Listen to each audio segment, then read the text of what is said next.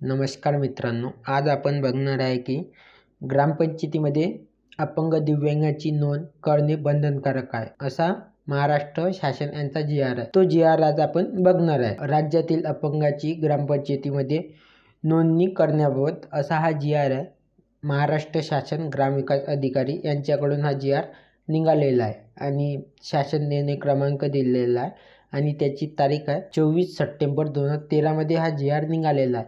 तरी पण काही अशा ग्रामपंचायती आहे त्यांनी अजून आणखी पण अपंगाच्या आणि दिव्यांगांच्या नोंद केलेली नाही. आज आपण तेच बघणार आहे. त्यांची प्रस्तावना आहे.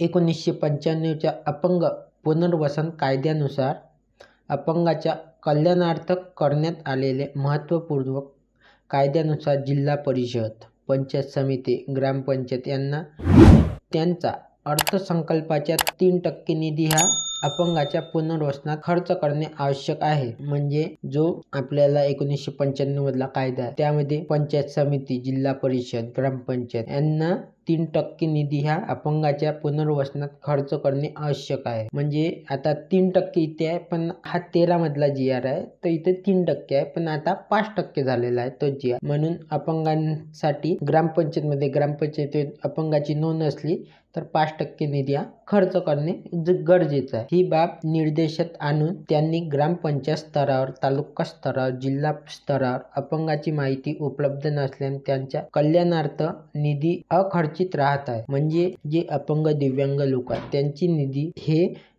जिल्हा स्तरावर किंवा तालुका स्तरावर किंवा ग्रामपंचायत स्तरावर हा निधी अखर्चित, म्हणजे तो खर्च निधी कुठं जात नाही आहे. म्हणून त्यांनी हा जी.आर. पहिलेपासून काढलाय, पण कोणकोणत्या ग्रामपंचायतींनी आपल्याला आजपर्यंत हा असं सांगितलं नाही का बा अपंग दिव्यांगाची नोंद असते म्हणून. ग्रामपंचायतीने त्यांचा मंजूर निधीचा 3% खर्च अपंगाच्या पुनर्वसनाकरिता कल्याणाकरिता वापरता यावे, शक्य व्हावे याकरिता प्रत्येक ग्रामपंचायत स्तरावर ग्रामपंचायतीने त्यांच्या गावातील प्रत्येक अपंगाची जन्म मृत्यू नोंदणीच्या आधारावर नोंदणी करायचे आदेश शासनावरून निर्गमित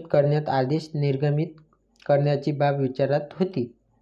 म्हणजे जशी प्रत्येक गावामध्ये जन्म आणि मृत्यूचा नोंद असते तशीच दिव्यांगांची पण एक नोंदवही असावं. त्या नोंदवहीत प्रत्येक वर्षी कोण आलेला आहे दिव्यांग, कोण नाही, त्या डायरीमध्ये प्रत्येक वहीमध्ये प्रत्येक लिहून ठेवा, असा शासन निर्णित आहे. शासन परिपत्रक आहे.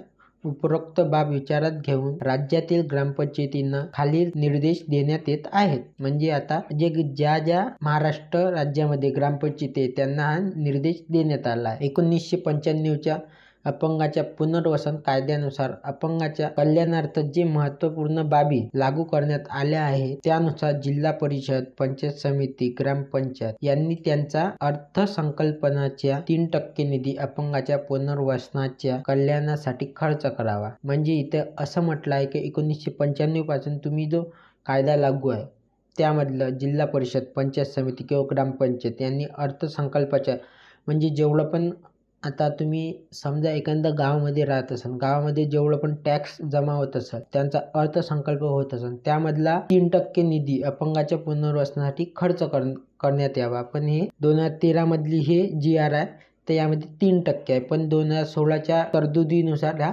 5% निधी इथे झालेला आहे. म्हणजे 5% निधी त्यांनी खर्च करा. राज्यातील प्रत्येक ग्रामपंचायतीने त्यांच्या गावातील, त्यांच्या हद्दीतील सर्व अपंगाची विविध नमुन्यातील वितरण पत्रात नोंदणी करावी. सदरची नोंद करताना सक्षम अधिकाऱ्याच्या अपंगाचा दाखला असणे आवश्यक आहे. म्हणजे यामध्ये असं म्हटलं आहे की महाराष्ट्र राज्यामध्ये जेवढ्या पण ग्रामपंचायती आहेत त्यांच्या गावात हद्द केवढी आहे त्या सर्व अपंगाची नमुन्यातील वितरण पत्रात, म्हणजे जे आता आपण डॉक्टरांनी आपल्याला अपंग प्रमाणपत्र दिलं आहे किंवा मोठ्या अधिकारी म्हणजे UDID, आता 2016 नुसार कायद्यानुसार UDID कार्ड सगळ्याकडे असणार, ते बघून त्या नोंदवहीमध्ये अपंग दिव्यांगाची नोंद करून घ्यावी. प्रत्येक ग्रामपंचायतीने अपंगाच्या नोंदणीबाबत दरवर्षी आढावा घेऊन त्यांची नोंदणी अद्ययावत राहील याची काळजी घ्यावी. म्हणजे त्यांनी ग्रामपंचायतीने प्रत्येक वर्षी या नोंदीची काळजी घ्यावी आणि गावामध्ये बघावं कोण अपंग आहे कोण नाही याची प्रत्येक वर्षी नोंद करून ठेवावी. याकरिता अपंगाची नोंदणी ही ग्रामपंचायती कायमस्वरूपी अभिलेख राहील याबाबत ग्रामसेवकाची ग्रामविकास अधिकारी यांना कारवाई करून दक्षता घ्यावी.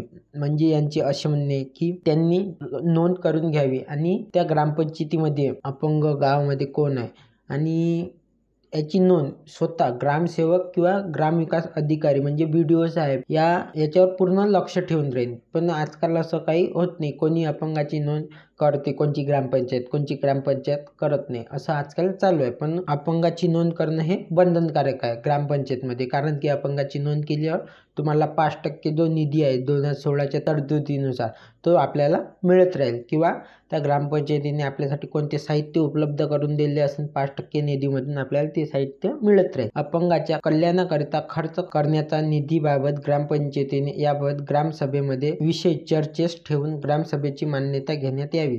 म्हणजे आता जर एखाद्या गावामध्ये ग्रामपंचायत असेल आणि त्या ग्रामपंचायतमध्ये ग्रामसभेमध्ये सगळ्याची मान्यता घ्यावी की यांना पैसे द्या की यांच्या खात्यामध्ये जमा द्या. सदर शासन परिपत्रक महाराष्ट्र शासनाच्या www.maharashtra.government.in या संकेतस्थळावर उपलब्ध करण्यात आला असून त्यांचा संकेतांक 20130919 1324520020 असा आहे. हा आदेश डिजिटल स्वाक्षरीने सांकेतिक करून काढण्यात येत आहे. महाराष्ट्राचे राज्यपाल यांच्या आदेशानुसार व नावाने हा जो GR आहे हा महाराष्ट्र शासनाने यांनी हा काढलेला आहे. 2013 मध्ये आपल्याला GR निघाला आहे आणि त्यांचा सांकेतांक नंबर पण दिला आहे आणि तो GR कुठं भेटेल हे पण आपल्याला सांगितलेलं आहे.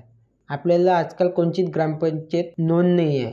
आपण नोंद स्वतः करत नाही कारण की दिव्यांग जागृत नाही. दिव्यांग एकदा का जागृत झाला तर पूर्ण ग्रामपंचायतमध्ये काही करू शकणार, त्यांना नवीन नवीन स्कीम माहीत पडणार. तुम्ही आपल्या ग्रामपंचायतीमध्ये प्रत्येक ग्रामपंचायतीमध्ये दिव्यांगाची म्हणजे आपल्या हद्दीत जे ग्रामपंचायत असेल त्या ग्रामपंचायतमध्ये दिव्यांगाची नोंद करणं बंधनकारक आहे आणि तुम्ही सगळेजण कराच. हा GR महाराष्ट्र शासन आहे. ते का नाही ऐकले तर त्यांना हा GR दाखवा. मी तुम्हाला GRची लिंक डिस्क्रिप्शनमध्ये देईन, व्हॉट्सअपची लिंक पण देणार. त्या व्हॉट्सअपच्या ग्रुपला तुम्ही जॉईन होऊन जा आणि तुम्हाला अशीच नवनवीन दिव्यांगांचे कोणते पण क्वेश्चन असले तुम्ही विचारू शकता.